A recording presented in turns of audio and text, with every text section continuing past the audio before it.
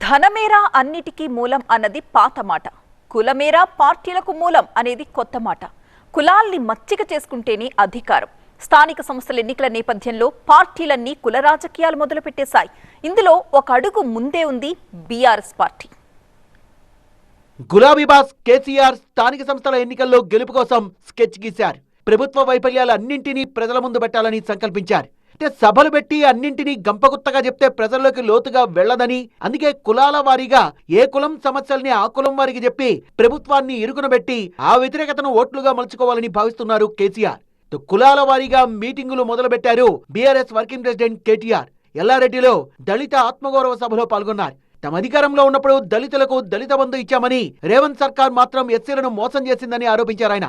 దళితులకు మాటిచ్చిర్రు SC ST declaration లా ఏం చెప్పిండ్రు? దళితుడు ఇల్లు కట్టుకున్నా, గిరిజనులు ఇల్లు కట్టుకున్నా 6 లక్షల రూపాయలు ఇస్తామన్నారు. మిగతా వాళ్ళకి 5 లక్షలు, దళితులు గిరిజనులు అయితే 6 లక్షలు ఇస్తామన్నారు.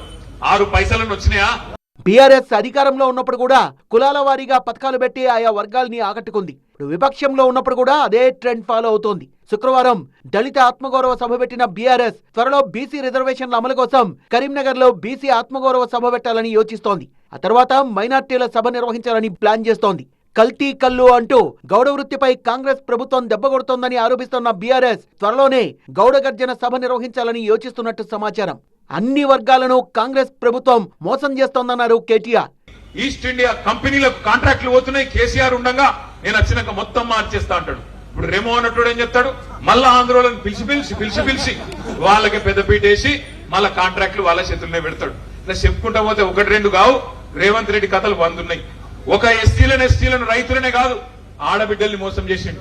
ప్రజలకు గ్యారంటీలు ఇచ్చి మూటలు మాత్రం ఢిల్లీకి పంపుతున్నారని ఆరోపించారు బీఆర్ఎస్ వర్కింగ్ ప్రెసిడెంట్. 38,000 కోట్లు ఏడవైనాయి. ఎక్కడికి పోతున్నాయి? ఎటు? పక్క మాట టకీ మనం పడుతున్నాయి అన్నాడు. టకీ మన రాహుల్ గాంధీ ఖాతాలో మాత్రం జోరుదారు పడుతుంది. టకీ మన మూటలు మాత్రం ఢిల్లీకి పోతున్నాయి. మా ఆడబిడ్డలు ఉన్నారు కాడ. అమ్మా తులం బంగారం వచ్చిందా?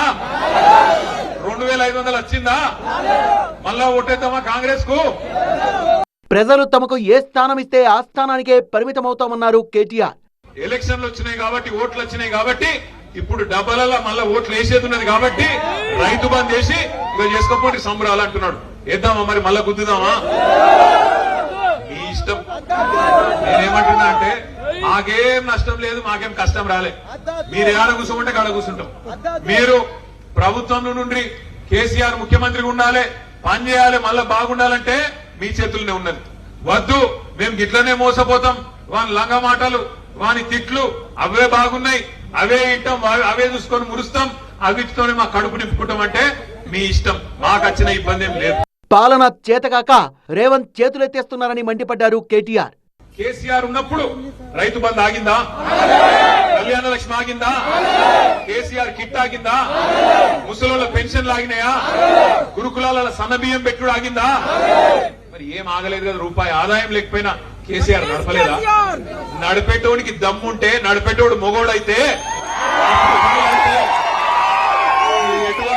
ఇట్లే ఉంటుంది. మరోవైపు బీఆర్ఎస్ కుల రాజకీయాల్ని ఆపాలన్న కాంగ్రెస్ ఎమ్మెల్సీ అద్దంకి దయాకర్ దళితుల గురించి మాట్లాడే అర్హత బీఆర్ఎస్ కు లేదన్నారు. తెలంగాణ రాష్ట్రంలో దళితులకు ద్రోహం చేసిన పార్టీ ఏదైనా ఉందంటే చరిత్రలో అది బీఆర్ఎస్ పార్టీ. కాబట్టి ఇప్పుడు పోయి ఏదో వాళ్ళకు మోసం చేసినాం కాబట్టి వాళ్ళు ఓట్లు వేయలేదు, వీళ్ళకు మోసం చేసినాం కాబట్టి వీళ్ళు ఓట్లు వేయలేదు, ఇలా ఇట్లా అని చెప్పేసి రైతులను రెచ్చగొట్టి రైతు భరోసా ఇవ్వలేదని, దళిత బంధు ఇవ్వలేదని ఇట్లా పోయిన కాడల్లో మాట్లాడితే నీ క్రెడిబిలిటీ ఏం వచ్చేది కాదు. దాంట్లో కొత్తగా మీరు చేసిన విధ్వంసం తాలూకు దళితుల పట్ల మీరు అనుసరించిన విధానం, అదే నేరలలో కావచ్చు, రాష్ట్రంలో జరిగిన దళితుల మీద జరిగిన దాడులన్నీ కూడా ఎవరింకా మర్చిపోలే. అప్పుడే ఎందుకు ఇంకా మర్చిపోయినట్టుగా ఏదో కొత్త పాట పాడుతుంది కేటీఆర్. బీఆర్ఎస్ నేతలు చెప్పేవన్నీ అబద్దాలని ప్రజలకు తెలుసన్నారు కాంగ్రెస్ నేతలు. గులాబీ నేతల కుల రాజకీయాలు ఇప్పుడు నడవవంటున్నారు.